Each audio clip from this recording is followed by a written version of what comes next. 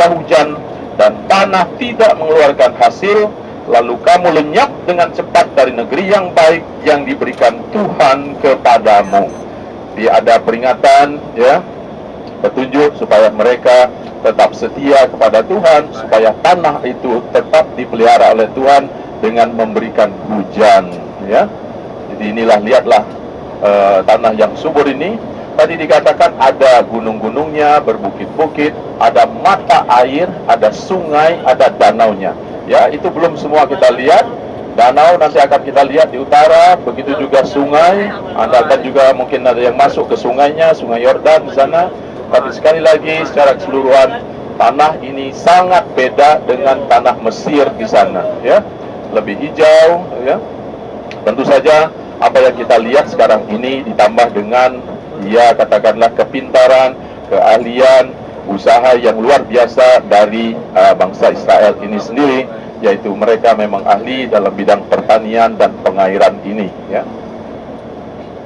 Oke, itu sedikit sharing dari saya tentang ke firman Tuhan ini. Odet sudah mau menjelaskan tentang tempat yang kita tuju sekarang ini.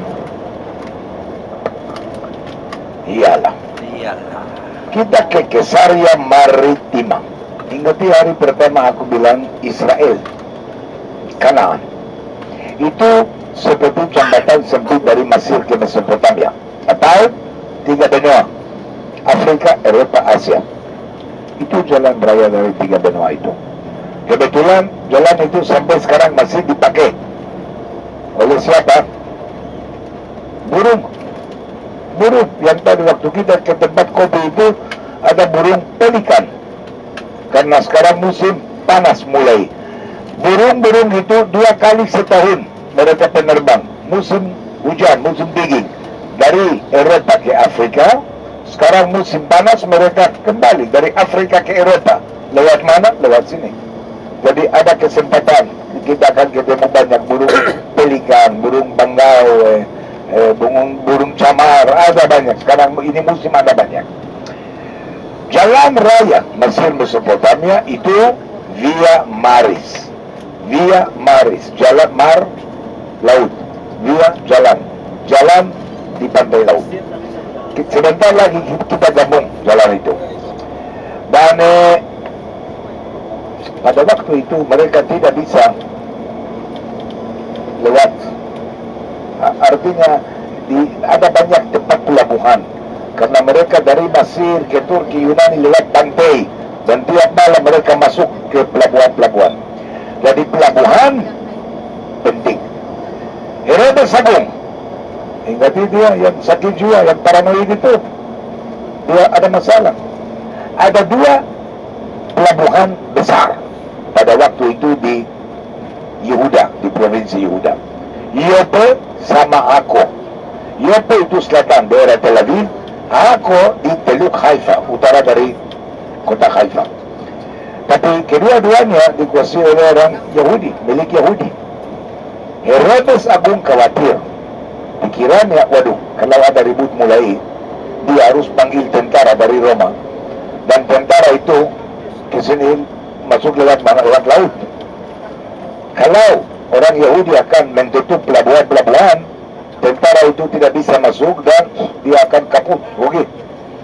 Karena itu, katakan, pasti aku punya pelabuhan. Dia datang ke sini, ke pantai laut tangga di sini, Kesaria. Dan dia membangun kota, Bapak Ibu. Sebelum dia datang ada kampung kecil, kampung orang Sidonit, namanya Migdal Sharshon. Di atas tempat itu dia membangun kota. Bapak Ibu, 2000 tahun yang lalu itu kota terbesar di provinsi Yehuda. Kalau di Yerusalem 2000 tahun yang lalu ada maksimum 20-25 ribu penduduk, di Kesaria ada 100 ribu. Besar. Buat orang Romawi, Kesaria itu ibu kota daerah ini. Dan dia membangun kota itu seperti kota polis. Kota polis artinya kota Romawi. Di kota polis ada beberapa objek yang pasti, seperti teater, amfiteater, hipodrom, stadion, air mengalir. di kota seperti Polis, pasti air mengalir. Kalau ada air dalam tanah, tidak laku. Ada di daerah ini, kalau kamu gali di sini 6 meter, ada liter, ada air. Sama di Kesaria. Tapi bukan, dia harus membawa air mengalir. Karena itu 8 kilo dari kota Kesaria sebelah utara ada beberapa mata air. Dia membangun saluran air, membawa air mengalir ke Kesaria. Dan di kota itu dia membangun pelabuhan. Ingat waktu aku kasih cerita tentang dia di Tremongan, dia megaloman orang itu. Bapak Ibu, di zaman dia, bait suci di Yerusalem terbesar di dunia, pelabuhan di Kesaria terbesar di dunia. Jauh lebih besar daripada pelabuhan Ostia di Roma atau Saloniki atau mana-mana. Ini pelabuhan terbesar di dunia, termodern di dunia. Dan dia membangun pelabuhan itu di tempat yang tidak ada tempat alami buat pelabuhan. Itu pantai terus. Dan dia membangun tembok-tembok di dalam laut buat melakukan pelabuhan yang besar itu. Dan di Kesaria itu tempat di mana tentara Romawi biasanya terletaknya, termasuk kepalanya Pontius Pilatus. Bapak Ibu, mereka tinggal di sini. Hanya hari raya seperti Paskah, karena banyak orang Yahudi ke Yerusalem, jadi mereka kirim satu legion dari sini ke Yerusalem, ke Anatolia. Tapi biasanya Pontius Pilatus tinggal di sini sama Flores, sama Felix yang lain. Gubernur Romawi biasanya tinggal di sini. Ini ibu kota mereka. Dan Kesaria dihancurkan, Bapak Ibu. Setelah zaman Romawi, di zaman Bizantin, Kesaria terjadi bahkan lebih besar. Tapi kemudian Kesaria dihancurkan oleh orang Muslim. Di zaman Perang Salib, orang Perang Salib, mereka punya masalah seperti Herodes, sama pelabuhan.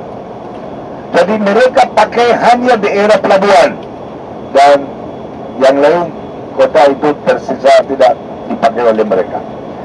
Tapi kemudian orang Mamluk datang, mereka menghancurkan Kesaria tapi rata dengan tanah sama pelabuhan, tidak ada yang tersisa. Kemudian abad ke-18 ada seorang Turki namanya Ahmad al-Jazar. Dia membangun ibu kota dia di Akko, sebelah utara dari Teluk Haifa. Dan dia perlu batu, marmer, tiang, dia membangun kota dia.